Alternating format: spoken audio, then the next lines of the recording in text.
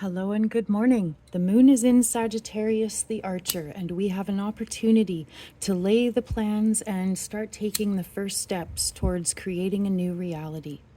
Establishing a new normal, finding the wind beneath our sails. These have been the themes this week. And so since today is Saturday, I thought we could do a little pick a card.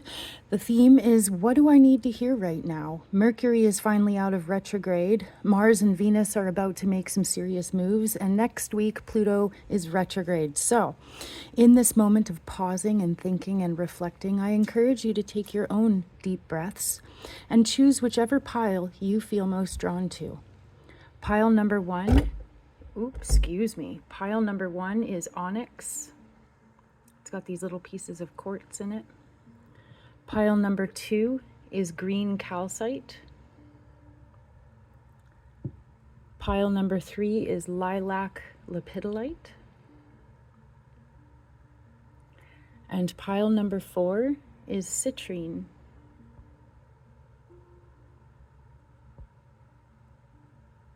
So choose whichever pile you feel most drawn to, and today we're going to find out, what do I need to hear right now?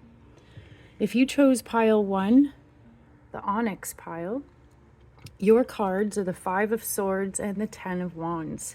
So here we see a deep internal struggle. Sometimes this is spinning in our heads with thoughts that just go over and over. Maybe we're stressing ourselves out. Or sometimes this card represents that sort of dynamic, but in a group. Here, though, with the Ten of Wands, I see that you are carrying a really heavy load. Maybe it's expectations that you've put on yourself. Maybe it's the expectations of others. But when you're carrying so much, it feels like an uphill battle and you can't see your next best steps. You're stressing yourself out and something has to give. So whatever you can do to let go of the weight that you're carrying, it appears that it's mostly energetic. So your fire, your frustration, this would be an excellent opportunity to start a meditation routine. You don't have to sit like a yogi in silence. You can listen to your favorite music. You can listen to the sounds of the birds outside. But if you free your mind, the rest will follow. So set yourself free. Don't be your own worst enemy. If you're carrying a lot and you're not living up to your expectations, please be gentle with yourself. Make sure that your expectations are appropriate, and really be gentle on yourself. Put down some of those responsibilities or those ways in which you weigh yourself down. Give yourself a big hug.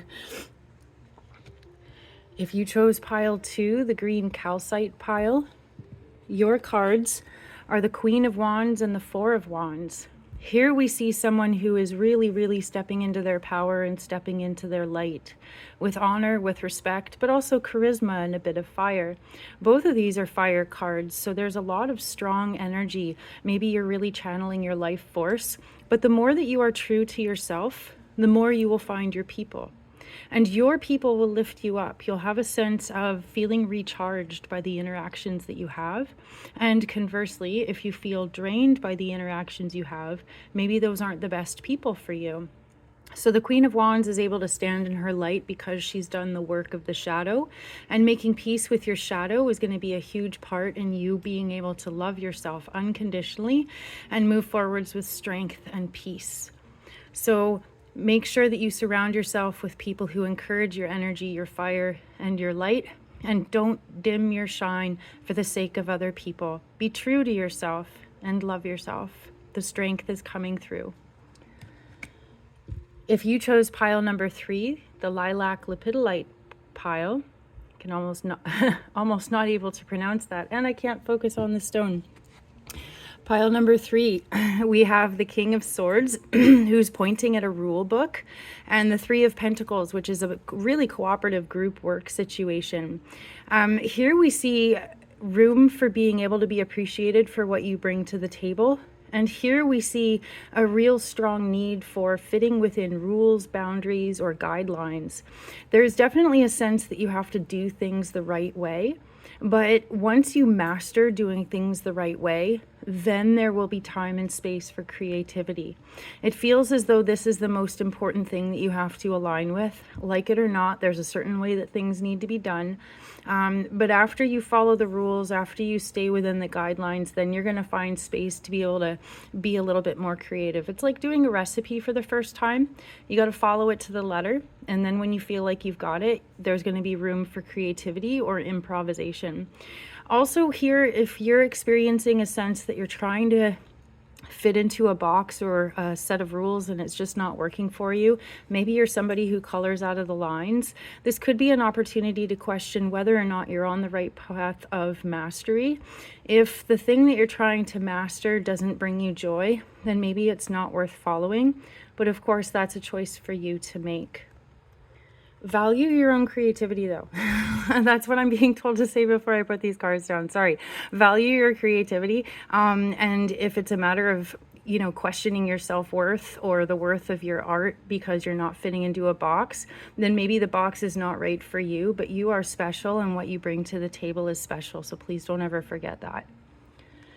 And if you chose pile 4, the Citrine pile,